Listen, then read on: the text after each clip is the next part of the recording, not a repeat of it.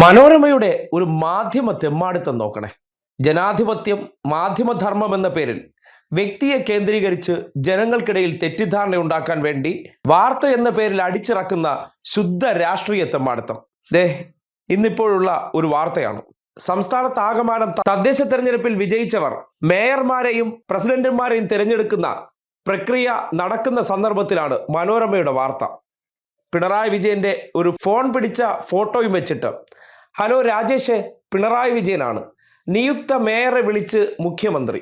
കേട്ടല്ലോ, വായിക്കുന്നവർക്ക് ഉടനടി പിണറായി രാജേഷിനെ അങ്ങോട്ട് വിളിച്ചു. സ്വാഭാവികമായി മനോരമയ്ക്കകത്തിരിക്കുന്ന ആ മാധ്യമ പ്രവർത്തകന്റെ പേരിലിരിക്കുന്ന കൂലിയെഴുത്തുകാരൻ ഉദ്ദേശിക്കുന്നത് BJP CPM ബാന്ധവമെന്ന് ജനങ്ങൾക്ക് തോന്നണം, അല്ലെങ്കിൽ അവർ കുറെ പേരുടെ മനസ്സിൽ തോന്നിച്ചു വച്ചിരിക്കുന്ന കാര്യങ്ങൾ അതേപടി വീണ്ടും സ്ഥാപിക്കണം. ഇനി എന്താണ് യാഥാർത്ഥ്യമെന്ന് കേരളത്തിലെ തന്നെ മാതൃഭൂമി ചാനൽ റിപ്പോർട്ട് ചെയ്തിട്ടുണ്ട്. ഒന്ന് കേട്ടെ. മുഖ്യമന്ത്രി രാജേഷിനെ വിളിച്ച് രാജേഷിനെ വിളിച്ച് അഭിനന്ദനം ആശംസ നേർന്നു എന്ന വിഷയത്തിൽ ഒരു വസ്തുതയിലേക്ക് വരാം. ഒന്ന്, രാജേഷുമായി ബന്ധപ്പെട്ട കേന്ദ്രങ്ങൾ രാജേഷ് തന്നെയാണ് രാജേഷ് തന്നെയാണ് മുഖ്യമന്ത്രിയുടെ അഭിനന്ദനം മുഖ്യമന്ത്രി വിളിച്ച് അഭിനന്ദിച്ച കാര്യം പങ്കുവച്ചത്. പക്ഷേ മുഖ്യമന്ത്രിയുടെ ഓഫീസ് വിശദീകരിക്കുന്നത് രാജേഷ് താൻ മേയർ സ്ഥാനാർത്ഥിയായി മത്സരിക്കുന്ന വിവരം മുഖ്യമന്ത്രിയെ അറിയിക്കുന്നുണ്ട്.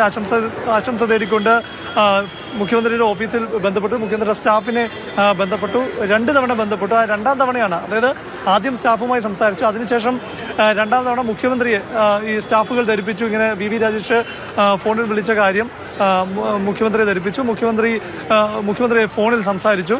അപ്പോൾ താൻ മേയർ സ്ഥാനാർത്ഥിയായി മത്സരിക്കുന്ന കാര്യം രാജേഷ് മുഖ്യമന്ത്രിയോട് പറഞ്ഞു. മുഖ്യമന്ത്രി ആശംസ നേർന്നു. ഇങ്ങനെയാണ് സംഭവം ഉണ്ടായത്. ഇങ്ങനെയാണ്. കേട്ടല്ലോ, എന്താണ് സംഭവിച്ചത്? മുഖ്യമന്ത്രിയെ രാജേഷ് അങ്ങോട്ട് വിളിക്കുന്നു. ആദ്യ തവണ സ്റ്റാഫ് എടുക്കുന്നു, സംസാരിക്കുന്നു. പിന്നീടും അദ്ദേഹം വിളിക്കുന്നു. സ്റ്റാഫാണ് മുഖ്യമന്ത്രിയുടെ കയ്യിൽ കൊടുക്കുന്നത്. ആ സന്ദർഭത്തിൽ ഞാൻ മേയർ കാൻഡിഡേറ്റ് ആയിട്ട് മത്സരിക്കുകയാണ്, മേയർ ആകാൻ പോകുന്നു, ആശീർവാദം വേണം എന്ന തരത്തിൽ മുഖ്യമന്ത്രിയെ വിളിച്ചതിന് ശേഷം അക്കാര്യം മനോരമയെ അറിയിക്കുന്നു. സർവ്വസാധാരണമാണല്ലോ.